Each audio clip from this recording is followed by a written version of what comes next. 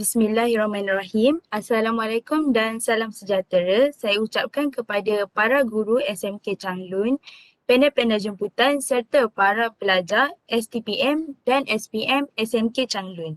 Terlebih dahulu, saya ingin mengucapkan ribuan terima kasih kepada para peserta dan juga guru-guru SMK Changlun kerana sudi meluangkan masa bersama kami untuk mendengar sesi perkongsian pada pagi ini.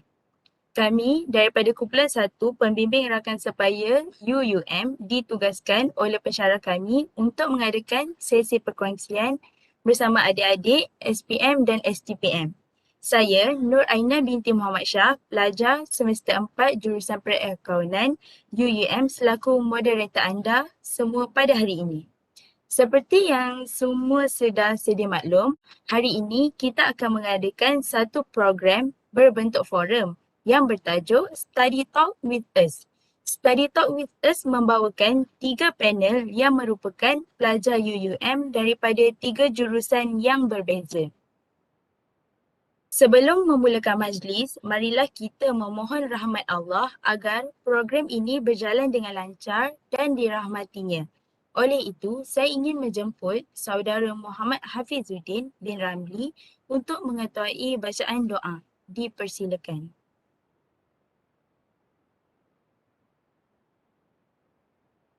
Bismillahirrahmanirrahim. Alhamdulillahirabbil alamin. Wassalatu wassalamu ala sayyidina Muhammad wa ala alihi wa ashabihi ajma'in. Ya Karim, Ya Wadud, sesungguhnya kami berhimpun pada hari ini bagi menyatakan kesyukuran di atas kurniaan-Mu yang tidak ternilai. Jadikanlah kami hamba-hamba-Mu yang sentiasa bersyukur sama ada nikmat yang sedikit, lebih-lebih lagi nikmat yang melimpah ruah kepada kami. Ya Allah, Ya Rahman, Ya Rahim. Engkau berkatilah dan rahmatilah perjalanan Study Talk with Us pada hari ini. Sesungguhnya Engkau Maha mengetahui bahawa kami di sini ingin menimba ilmu-Mu yang sangat luas bagi mengembangkan ilmu pengetahuan kami sebagai hamba-Mu yang Engkau redai. Seteru, berkatilah dan rahmatilah perhimpunan kami ini. Kurniakanlah kepada kami ilmu-Mu, sinarilah hati-hati kami dengan cahaya dan hidayah-Mu. Semoga dengannya kami mudah menerima dan menghayati serta mengamalkannya. Ya Zal Jalal wal Ikram. Kurniakanlah juga kepada kami kesihatan anggota, kecerdasan minda, ketenangan jiwa, kekuatan semangat. Semoga dengannya kami mampu mendepan cabaran, berdaya saing dan mampu mengangkat martabat diri, keluarga, masyarakat dan negara. Rabbana atina fid dunya hasanah wa fil akhirati hasanah وقنا عذاب النار وصلى الله على سيدنا محمد وعلى آله وصحبه وسلم الحمد لله رب العالمين آمين آمين يا رب العالمين. Amin, amin, amin ya Rabbal Alamin. Terima kasih atas bacaan doa tersebut. Tanpa membuang masa lagi, izinkan saya memperkenalkan para panel kita pada hari ini. Panel kita yang pertama ialah Saudari Nur Halimah binti Aziz yang merupakan pelajar jurusan Kewangan dan Perbankan Islam. Manakala panel kita yang kedua pula ialah Saudari Nurul Atikah binti Najib, pelajar jurusan Komunikasi, dan Saudari Nur Sabrina binti Muhammad Rozi daripada jurusan Teknologi Media sebagai panel kita yang terakhir. Diingatkan kepada para peserta, sekiranya anda ada sebarang persoalan ataupun pertanyaan kepada para panel kita, anda bolehlah mengaktifkan mikrofon anda untuk mengajukan soalan tersebut. Baiklah, kita akan mulakan sesi perkongsian kita pada pagi ini dengan soalan yang pertama. Bolehkah para panel ceritakan latar belakang kursus masing-masing serta pengalaman menarik yang boleh dikongsikan kepada para peserta kita? Mana tahu ada antara adik-adik kita yang tertarik untuk melanjutkan pelajaran di bidang yang sama juga. Dipersilakan.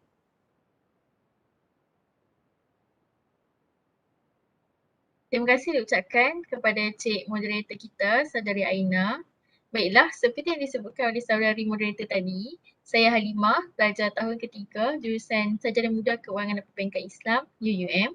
Pertama sekali, saya ingin mengucapkan ribuan terima kasih kepada guru-guru SMK Changlun kerana memberi peluang kepada kami untuk mengadakan sesi perkongsian ini. bersama adik-adik SPM dan STPM SMK Changlun. Okey, baiklah. Sebelum saya menjawab soalan daripada Cik Moderator kita berkaitan latar belakang bidang yang saya ambil di UUM. Okey, saya ingin kongsikan sedikit latar belakang diri saya sewaktu bergelar pelajar sekolah menengah. Okey, saya merupakan pelajar aliran sains di Sekolah Menengah Sains Keperbatasan Pulau Pinang. Kalau adik-adik dengar nama sekolah saya pun, adik-adik mesti tahu yang saya ni daripada aliran sains. Mesti adik-adik terfikir, kenapa saya tiba-tiba mengambil bidang yang bukan sains sewaktu di universiti. Sebenarnya kehidupan saya ni mula berubah setelah mengikut nasihat daripada ibu saudara saya. Dia yang merupakan guru tingkatan 6. Jadi dialah yang mengajak saya untuk melanjutkan pelajaran di tingkatan 6. Pada awalnya saya masih mengambil aliran sains waktu tingkatan 6. Tapi sebenarnya aliran sains di tingkatan 6 agak berbeza dengan sewaktu saya sekolah menengah kerana saya perlu belajar dalam bahasa Inggeris. Jadi hal itu menjadikan agak sukar lah untuk saya sebenarnya nak belajar dan akhirnya saya mengambil keputusan untuk menukar aliran daripada aliran sains kepada aliran sastra. Okay, jadi waktu tingkatan 6 saya mengambil subjek pengurusan perniagaan. Lepas tu bermulalah perjalanan kehidupan saya sebagai pelajar jurusan perniagaan. Okey, waktu isi UPU untuk masuk universiti untuk peringkat ijazah, saya sebenarnya nak ambil pendidikan. Tapi saya tak melepasi ujian MEXC atau iaitu ujian kelayakan untuk pelajar yang ingin mengambil bidang pendidikan. Akhirnya sewaktu keputusan UPU, saya mendapat pilihan kursus yang kelima iaitu Sarjana Muda Kewangan dan Perbankan Islam. Dan kalau adik-adik nak tahu, kursus ini juga adalah saranan daripada ibu saudara saya. Jadi kalau adik-adik tengok semua macam perjalanan saya daripada tingkatan 6 sampailah masuk ijazah tu, semuanya macam dipengaruhi oleh ibu saudara saya lah. Saya mengambil nasihat daripada dia. Okay, lepas tu pada awalnya memang agak sukar lah untuk saya belajar dalam jurusan yang saya kurang minat. Tambahan pula hati saya ni masih dekat dalam bidang pendidikan lagi. Tapi sewaktu semester 2, ada seorang pensyarah saya ni yang sangat membantu dan berjaya menarik minat saya untuk mendalami kursus kewangan dan perbankan Islam ni. Okay, kita masuk untuk latar belakang saya punya bidang ni. Okay, untuk pengetahuan adik-adik, di UM sememangnya ada banyak jurusan yang berkaitan dengan pengurusan seperti kewangan, perbankan, perakaunan, ekonomi dan pelbagai lagi. Di UM juga ada hanya ada dua kursus di bawah Pusat Pengajian Perniagaan Islam iaitu pentadbiran muamalat dan kursus saya sendiri iaitu kewangan dan perbankan Islam. Mesti adik-adik tertanya-tanya, apa yang dipelajari dalam kursus kewangan perbankan Islam ni. Lepas tu apa pula bezanya dengan jurusan kewangan atau perbankan konvensional. Okey. Dalam kursus ni kami lebih menggunakan istilah-istilah Islami dalam sistem kewangan dan perbankan di Malaysia. Syarat kelayakan untuk mengambil kursus ni tidaklah terlalu ketat iaitu bagi pelajar aliran sains SPM mesti mendapat minimum grade C dalam subjek matematik ataupun matematik tambahan. Manakala bagi aliran bukan sains pula mesti mendapat grade E dalam subjek matematik atau matematik tambahan dan prinsip perakaunan ataupun prinsip ekonomi. Lepas tu kursus ni juga akan dipelajari selama 4 tahun iaitu 7 semester belajar dan 1 semester internship. Lepas tu setelah menamatkan pengajian, adik-adik akan berpeluang untuk bekerja di mana-mana institusi kewangan atau perbankan atau boleh juga bekerja sebagai perancang kewangan atau kita sebut sebagai financial planner. Itulah sedikit perkongsian berkaitan jurusan yang saya ambil di UM. Terima kasih.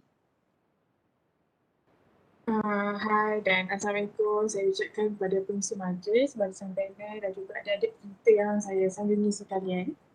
Okay, terlebih dahulu saya ingin mengucapkan ribuan terima kasih atas jemputan saya menjadi salah seorang panel jemputan bagi program Study Termites.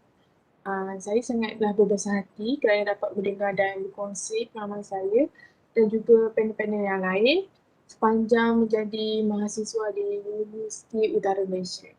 Baiklah, bagi menjawab persoalan yang telah diajukan oleh saudara pengurusi majlis, izinkan saya juga untuk berkongsi pengalaman sepanjang saya menjadi salah seorang pelajar komunikasi. Saya merupakan pelajar jurusan Sains Stream juga di tingkatan 5. Saya memperoleh 5A semasa SPM dan juga menyambung pengajian saya di tingkatan 6. Dengan mengambil jurusan sastra, ekoran saya tak adalah yakin sangat untuk teruskan dalam bidang sains juga. Semasa di tingkatan 6, sebenarnya saya sangatlah kepo kerana perlu ubah corak pembelajaran saya kerana suasana belajar tu dengan belajar di tingkatan 5 tak sama. Jadi saya ambil masa untuk adapt semua tu. Tapi Alhamdulillah saya dapat memperoleh CGPA 3.58 dan meneruskan pengajian ijazah di Sarjana Muda di UUM. Okay, seperti yang sedia maklum, saya merupakan pelajar jurusan komunikasi dengan kepujian dan sekarang berada di semester 5 tahun 3. Okey, itu pengajian bagi jurusan komunikasi ni yang ditawarkan di UUM adalah selama 4 tahun dengan mempunyai jumlah kredit sebanyak 129. Sepanjang saya menjadi pelajar komunikasi ni, saya dapat banyak ilmu dan juga pengalaman yang bermakna daripada pensyarah dan juga tak lupa daripada alumni komunikasi sendiri. Sejujurnya, saya sebenarnya pelajar introvert tau. Jadi apabila berdepan dengan orang ramai ni, saya macam ikut jugalah. Jadi semenjak saya jadi pelajar jurusan komunikasi ni, saya dapat mengubah daripada seorang pelajar introvert kepada extrovert. Jurusan komunikasi ni juga banyak memberi pendedahan kepada pelajar terutamanya mengenai skill dan juga teknik untuk menjadi seorang pegawai perhubungan awam. Selain tu juga jurusan komunikasi ni juga dia menawarkan kerjaya bagi jurusan ni seperti pegawai perhubungan awam, pembaca berita, jurnalis dan juga pegawai komunikasi. Memandangkan saya bercita-cita untuk menjadi pegawai perhubungan awam, jurusan komunikasi ni bukan salah satu pilihan yang tepatlah untuk mencapai cita-cita tersebut. Okay. Jurusan komunikasi ni juga sebenarnya merupakan salah satu jurusan yang bernaung di bawah SMTC College SSC. Okay. Antara subjek yang menarik perhatian saya adalah subjek hubungan awam dan juga pengurusan pendidikan. Sepanjang proses pembelajaran ni, saya telah didedahkan dengan cara untuk meneruskan sebuah organisasi dan langkah pemikiran kritikal dalam menerbitkan sebuah majalah sekiranya saya sebagai seorang penulis. Di samping itu, saya juga berpeluang memegang jawatan dalam salah satu buah kendap di bawah Jabatan Komunikasi iaitu Institute Public Relations Malaysia Student Association. Sebagai ahli IPMSA, saya dapat mengasah skill komunikasi dan juga kepemimpinan dalam meneruskan sesebuah program. Itu sahaja. Okey, terima kasih kepada moderator kita, Cik Aina. Saya Nur Sabrina binti Muhammad Rozi, pelajar Universiti Utara Malaysia, jurusan Teknologi Media, majoring Journalism. Pada sesi yang pertama ini, saya akan kongsikan dengan adik-adik sedikit tentang latar belakang kos Teknologi Media. Kos ini bernaung di bawah School of Multimedia Technology and Communication atau lebih dikenali sebagai SMMTC. Untuk kos ini, pelajar perlu mengharungi tempoh pembelajaran selama 6 semester dan 1 semester lagi akan terlibat dengan latihan industri. Antara subjek yang akan dipelajari pada semester 1 dan 2 ialah asas penyiaran, asas kewartawanan dan asas pengiklanan. Subjek ini sangat penting dan wajib diambil pada semester 1 dan 2. Ini adalah kerana pada akhir semester 2 sebelum memasuki semester ketiga, pelajar perlu memilih majoring. Antara majoring yang ditawarkan ialah penyiaran, pengiklanan dan kewartawanan. Pelajar perlu memilih berdasarkan minat dan jangan sesekali membuat keputusan kerana mengikut kawan kerana ini akan menentukan masa depan adik-adik. Seperti yang diberitahu, saya memilih majoring kewartawanan. Dalam kursus ini, pelajar didedahkan dengan perkara yang berkaitan dengan dunia kewartawanan dan pelajar akan diajar cara untuk mendapatkan sesuatu maklumat, menulis dan mendedahkan berita tersebut kepada umum. Pelajar yang mengambil bidang pengkhususan ini perlu mempersiapkan diri dari segi fizikal, dan mental kerana dunia kewartawanan mempunyai cabaran tersendiri. Pengalaman menarik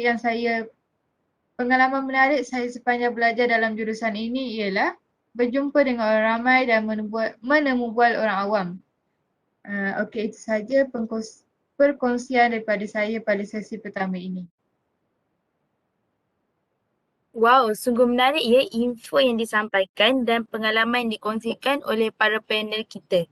Saya tertarik dengan perkongsian daripada saudari Halimah mengenai perbezaan yang sangat ketara antara kursus kewangan perbankan Islam serta kursus kewangan perbankan konvensional. Untuk pengetahuan adik-adik, kursus kewangan dan perbankan Islam ini sangat menarik untuk dipelajari. Ekoran, masyarakat kita pada hari ini lebih memilih sistem perbankan Islam daripada konvensional. Okey, baiklah. Untuk soalan selanjutnya, bagaimana pula panel-panel berdepan dengan cabaran yang dihadapi sepanjang pengajian dalam bidang tersebut? Dan apakah langkah yang diambil untuk mengatasi cabaran tersebut? Dipersilakan. Okey, terima kasih saudari Aina selaku moderator kita. Okey, menjawab persoalan berkaitan cabaran sepanjang bergelar mahasiswa UM dan langkah yang diambil untuk mengatasi cabaran tersebut. Okey, untuk saya sendiri, saya ada dua cabaran yang utama sepanjang bergelar mahasiswa UM. Yang pertama ialah cabaran untuk menyesuaikan diri dalam bidang yang saya tidak pilih pada awalnya. Okey, macam yang saya ceritakan tadi, agak sukar sebenarnya untuk saya menerima bahawa diri saya sedang mengambil jurusan ini. Sebab saya sebenarnya ada keinginan yang tinggi untuk bergelar seorang guru dan memang nak ambil jurusan pendidikan di universiti. Okay. Pada awalnya memang susah untuk saya sesuaikan diri disebabkan saya tiada basic perakaunan sama ada semasa zaman SPM ataupun sewaktu tingkatan 6. Okay. Waktu semester 1, kami ada satu subjek yang perlu diambil iaitu basic perakaunan. Kawan-kawan saya yang lain, kebanyakannya semua ada basic perakaunan. Tapi saya ni tak ada dan memang agak sukarlah untuk saya skor subjek tersebut sebab saya ni seorang yang agak slow learner dan susah untuk faham sesuatu subjek itu dalam tempoh yang singkat. Jadi perkara ini agak mempengaruhi saya punya semangat untuk belajar. Tapi adik-adik jangan takut sebab ada kawan-kawan saya yang tiada basic perakaunan pun boleh mendapatkan pointer yang tinggi sewaktu semester tersebut. Okay, jadi apa yang saya buat untuk mengatasi cabaran ni, saya banyak merujuk kepada pensyarah, kemudian saya bertanya kepada senior dan kawan-kawan saya yang mana yang lebih pandai, saya banyak merujuk kepada mereka juga. Jadi memang persekitaran sekeliling, orang-orang sekeliling saya sangat membantu untuk saya belajar dalam bidang ni dan buktinya sekarang ni saya dah semester 5 dalam bidang kewangan dan perbankan Islam. Okey, cabaran yang kedua ialah sewaktu pembelajaran secara online. Okey, macam yang adik-adik tahu, kami, macam saya ni, sewaktu semester pertama saya berpeluang untuk belajar secara fizikal di universiti, jumpa dengan pensyarah, jumpa dengan kawan-kawan. Dan waktu semester 2 tu, awal-awal semester tu sempat belajar secara fizikal. Tapi sewaktu COVID dah semakin memburuk waktu tu, jadi kami para pelajar ni diminta untuk pulang ke rumah masing-masing dan belajar secara online. Adik-adik pun dah tentu ada pengalaman kan belajar secara online. Jadi perkara ni menjadi cabaran kepada saya kerana saya perlu menyesuaikan diri untuk belajar di hadapan laptop. Sebab sebelum ni kita dah terbiasa berjumpa dengan pensyarah, berjumpa dengan kawan-kawan, jadi semangat untuk belajar kan. Lepas tu bila kena belajar secara online, nak menghadap laptop 6 subjek, seharian tu kita berdepan dengan dekat depan laptop, lecturer kita pun jumpa lecturer pun hanya di depan laptop sajalah. Jadi macam semangat, nak cari semangat untuk belajar tu agak susah. Okay, jadi apa yang saya buat untuk mengatasi cabaran berkaitan pembelajaran secara online ni, saya akan pastikan pagi-pagi saya bangun mandi, and then saya makan sarapan, kalau sempat saya exercise. Jadi kita macam bersemangat untuk kita memulakan hari dan kita belajar. sepanjang sehari, selama seminggu tu lah.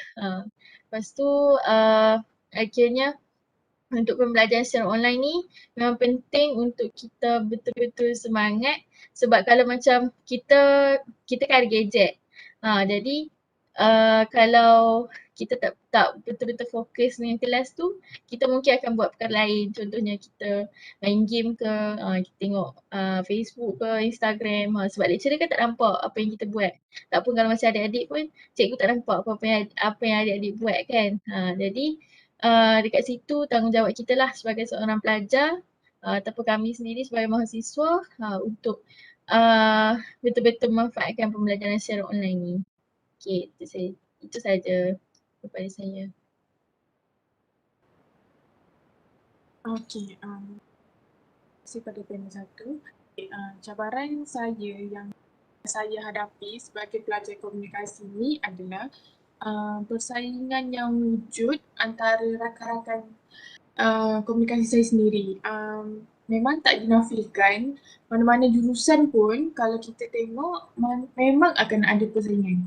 Tapi persaingan yang saya hadapi ni ialah sangat ketara. Kerana rata-ratanya rakan-rakan komunikasi saya ini, mereka ni sangatlah berkebolehan dan mempunyai pengalaman yang lagi banyak daripada saya. Mesti mereka ni memang dah mempunyai pengalaman yang sangat hebat daripada sekolah lagi. Namun walaupun wujudnya persaingan ni, mereka ni tak loket pun kongsi ilmu dengan saya. Siap beri tunjuk ajar untuk saya lagi yakin apabila berhadapan dengan orang ramai. Jadi persaingan ini bagi saya adalah cabaran yang kira positif lah bagi saya dan memang patut pun adik-adik untuk contoh ni. Okay, selain itu juga untuk pengetahuan adik-adik, sebagai pelajar komunikasi ini, cabaran yang saya hadapi ini adalah haruslah berketerampilan menarik dan kemas pada setiap masa, kerana bagi saya benda ni kita kena perlu bersedia. Tak kira apa pun untuk berdepan dengan orang ramai. Saya tak bermaksud adik-adik perlu pakai pakaian berjenama ataupun yang mahal, tapi cukup sahaja sekadar kemas dan bersesuaian dengan keadaan semasa. Okay. Hal ini kerana benda ini buatkan saya bersedia daripada segi fizikal dan juga mental bagi menunjukkan imej yang baik, terutamanya sebagai pelajar komunikasi. Okey, antara yang boleh saya bagi contoh kepada adik-adik, semasa majlis formal, saya wajib tahu etika pemakaian yang betul dan panggilan atau salutation yang betul kepada orang yang berjawatan tinggi daripada saya. Jadi ini adalah cabaran yang manis kepada saya semestinya untuk saya mempelajari dan juga praktikkan benda ini dan pada masa akan datang. Selain itu juga, cabaran ini saya perlu berdepan dengan stigma yang bahawa pelajar komunikasi ini adalah kerjaya dia adalah membaca berita. Tidak sama sekali. Untuk pelajar komunikasi ini, jurusan komunikasi ini di UM adalah luas. Jadi kerjaya dia sebenarnya pun luas juga. Antaranya yang saya sampaikan tadi adalah antaranya perluan awam, pegawai komunikasi, jurnalis, penulis dan juga pembaca berita lah yang adik-adik tahu semua. Okay, jadi benda ni kalau adik-adik berminat, jurusan komunikasi ni amatlah bersesuaian dengan cita-cita yang adik-adik impikan. Itu sahaja.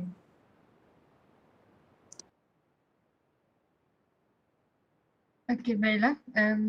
Cabaran yang saya hadapi sepanjang menjadi pelajar UUM dalam jurusan ini ialah saya mempunyai kurang keyakinan diri. Ini adalah satu masalah yang besar dalam hidup saya dan saya berhadapan dengan masalah ini dari zaman sekolah lagi. Seperti yang adik-adik tahu, wartawan perlu mempunyai tahap keyakinan yang tinggi untuk berhadapan dengan orang ramai. Selain itu, cabaran yang dihadapi oleh saya ialah sukar untuk mendapatkan kerjasama daripada orang awam untuk saya menemu bual dan Dan kami sebagai pelajar journalism perlu mengambil risiko sendiri dalam mendapatkan sesuatu maklumat. Langkah yang saya ambil untuk menghadapi cabaran ini ialah saya kerap bercakap dengan cermin dan dengan kamera. Selain itu roommate saya di kampus sangat membantu saya untuk menaikkan keyakinan dan semangat diri saya.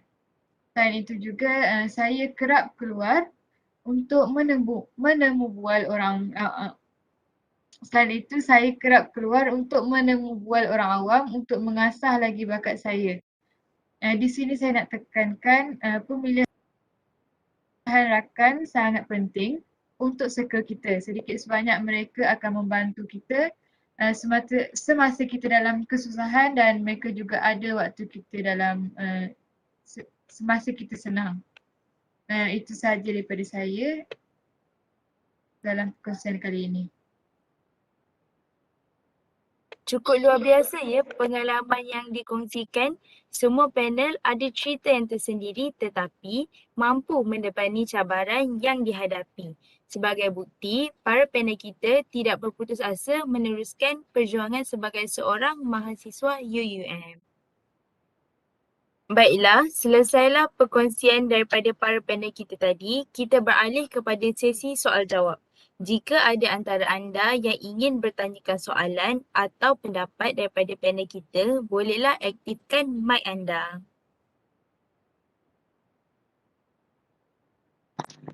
Hai, Assalamualaikum. Nama saya Nur Dayana binti Hamdan. Saya pelajar tingkatan 5 yang bakal mengambil SPM pada tahun ini. Saya mengambil kelas Prinsip Akaun sebagai aliran saya.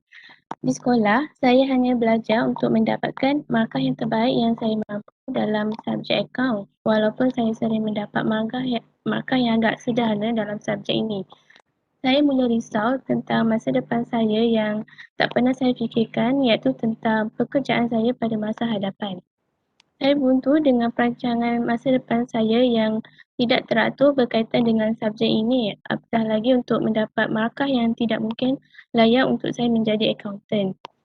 Jadi, bolehkah panel memberikan sedikit idea tentang apakah pekerjaan yang sesuai untuk saya berkaitan aliran yang saya ambil untuk saya mengikut markah yang saya peroleh setakat ini. Terima kasih. Okey, baik. Terima kasih adik Dayana, pelajar SPM pada tahun ni untuk soalan yang diberikan. Okey, so saya akan menjawab soalan daripada adik Dayana tu.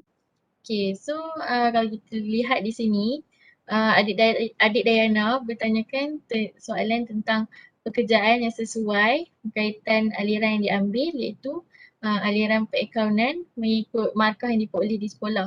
Okey, untuk makluman adik Dayana, selepas SPM nanti akan ada banyak cabang yang adik boleh pilih untuk menyambung pengajian seperti peringkat asasi, matrikulasi, STPM dan diploma. Okey, kita lihat kepada situasi adik Dayana yang sebenarnya berminat untuk menjadi seorang akaunten tetapi risau dengan keputusan yang diperoleh untuk subjek perakaunan. Okey, so dekat sini saya akan kongsikan cara bagaimana adik Dayana boleh menyambung pengajian mengikut bidang yang adik minat. Okey, so kita mulakan dengan peringkat asasi. Okey, lepas SPM, adik Dayana boleh boleh apply asasi, contohnya asasi UUM.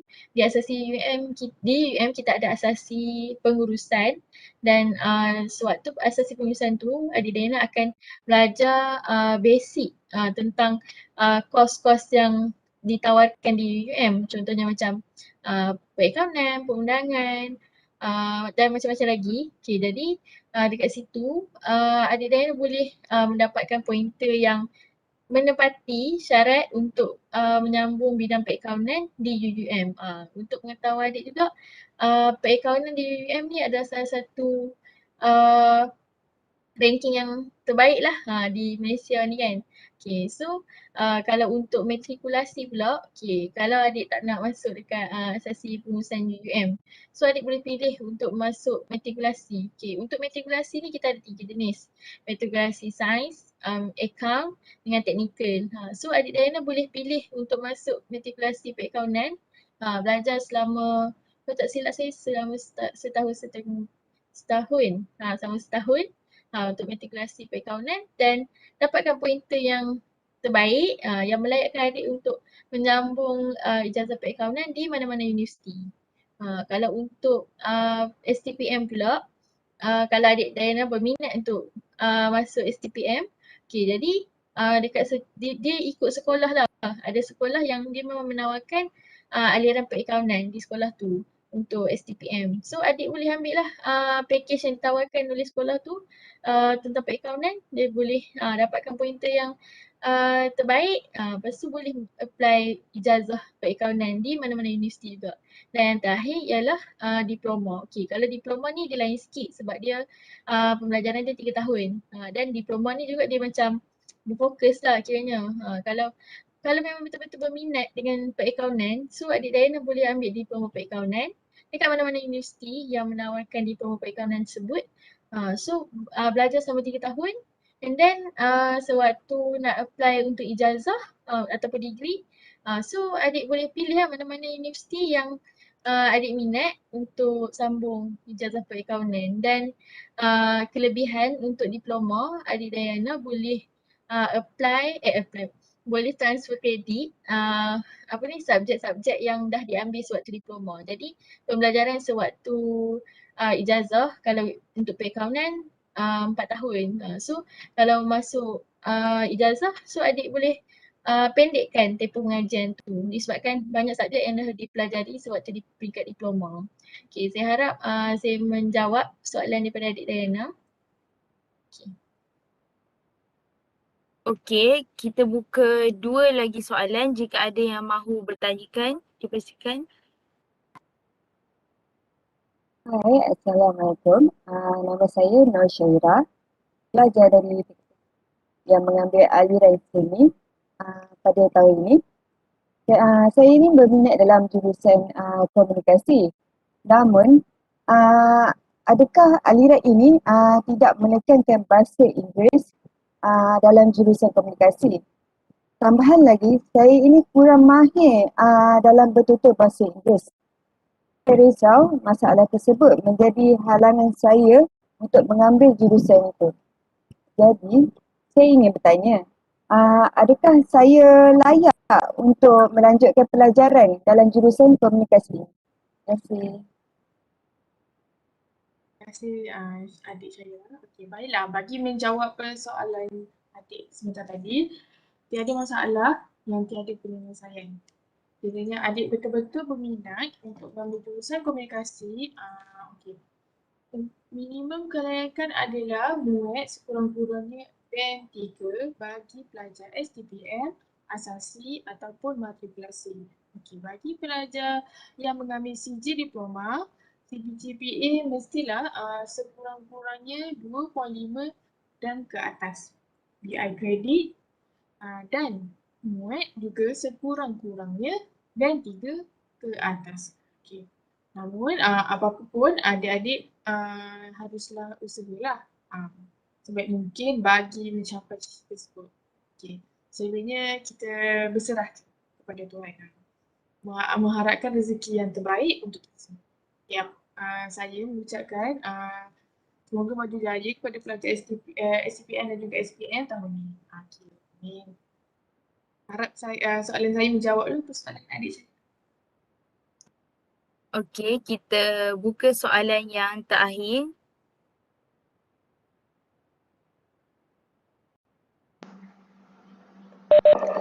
Assalamualaikum. Nama saya Atira, pelajar tingkatan 6 atas aliran sastra. Saya mempunyai minat yang mendalam dalam bidang penulisan dan pada masa yang sama, saya juga gemar dalam melakukan kerja-kerja berbentuk seni grafik seperti mencipta logo, poster dan sebagainya. saya sering menyertai pertandingan reka cipta yang dianjurkan oleh pihak sekolah dan juga merupakan seorang ahli kelab persatuan penulisan. Setelah mendengar perkongsian yang diberikan oleh saudari Kak Sabrina, soalan saya ialah sekiranya saya ingin melanjutkan pelajaran dalam bidang media teknologi, majoring kewartawanan, adakah saya akan berpeluang juga untuk mempelajari serba sedikit tentang ilmu seni grafik? Itu sahaja daripada saya. Okey, baiklah. Bagus soalan yang diberikan oleh adik Atira. Untuk pengetahuan semua, pelajar jurusan media teknologi akan mengharungi tempoh pengajian selama 7 semester termasuk latihan industri. Pada semester pertama dan kedua, pelajar akan diajar mengenai asas-asas pengiklanan, penyiaran serta kewartawanan. Pada semester ketiga, barulah pelajar akan memilih majori masing-masing mengikut minat dan kemampuan diri. Walaupun pelajar telah memilih majori masing-masing, sebagai contoh, adik Atira memilih majoring kewartawanan. Tidak semestinya adik Atira hanya akan belajar menulis semata-mata. Atira masih boleh menggunakan asas-asas majoring penyiaran seperti penyediaan video, membuat storyboard dan sebagainya. Begitu juga dengan asas pengiklanan seperti mereka grafik, copywriting dan banyak lagi. Jadi para pelajar tidak perlu risau sekiranya anda berminat untuk melanjutkan pelajaran dalam bidang media teknologi ini kerana anda akan mempelajari ketiga-tiga asas majoring dan ketiga-tiganya saling melengkapi. Okey, itu saja jawapan yang saya berikan kepada adik Atira. Semoga ia menjawab persoalan adik Atira. Okey, terima kasih atas pertanyaan dan jawapan daripada para panel kita. Harap jawapan tu membantu adik-adik untuk masa akan datang. Okey. Kita sudah sampai ke penghujung program. Saya ingin mengucapkan terima kasih kepada para panel kita atas perkongsian yang menarik pada hari ini. Ribuan terima kasih juga kepada para guru dan para peserta yang mengikuti program Study Talk with Us ini. Semoga perkongsian ini dapat memberi pendedahan dan membantu adik-adik dalam membuat keputusan untuk memilih jurusan pada masa akan datang. Sebelum kita mengakhiri program kita pada hari ini, diminta semua para peserta membuka kamera anda untuk sesi bergambar. Okay, 1, 2, 3. Okay. Dengan berakhirnya sesi bergambar sebentar tadi, maka berakhirlah sesi perkongsian kita pada pagi ini. Segala yang baik datang daripada Allah dan yang buruk datang dari diri saya sendiri. Segala salah silap sepanjang saya mengendalikan majlis ini harap dimaafkan. Sekian, terima kasih.